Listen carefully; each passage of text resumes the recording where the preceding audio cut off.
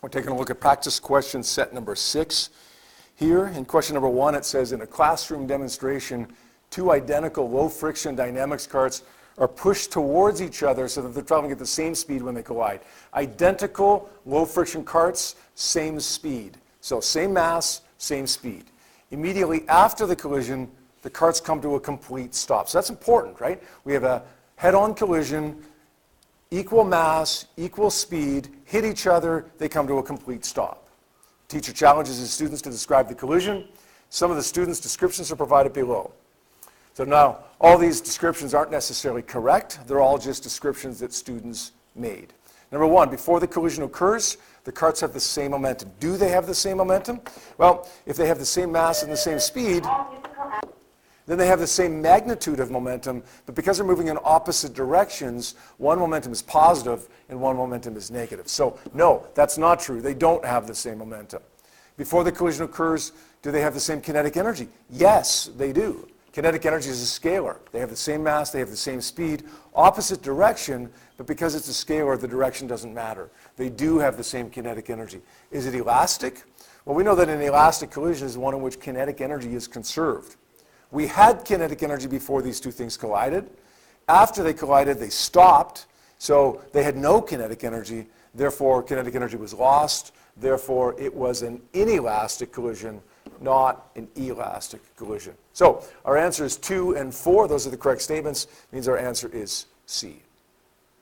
Number 2, momentum is classified as a blank quantity, vector or scalar. Well, momentum is clearly a vector quantity.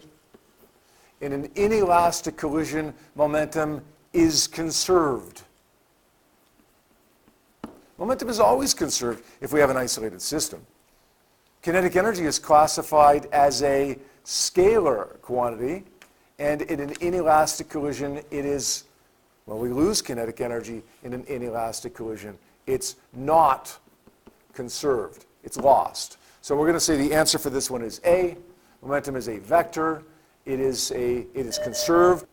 Kinetic energy is a scalar, and in an inelastic collision, it is not conserved. Momentum is always conserved. Kinetic energy is conserved if it's elastic, but it's not conserved if it's inelastic.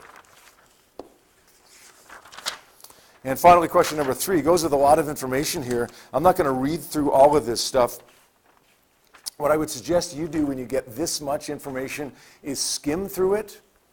Skim through the information, then read the question, and then go back and look at the information in more detail. Let's pretend that I just skimmed through it.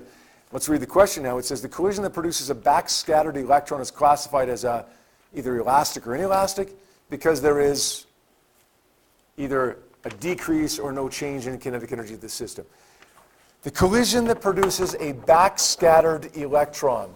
If we go back to our information, we see that there's some information right here that say some electrons from the beam reflect off of the specimen at the same speed at which they hit.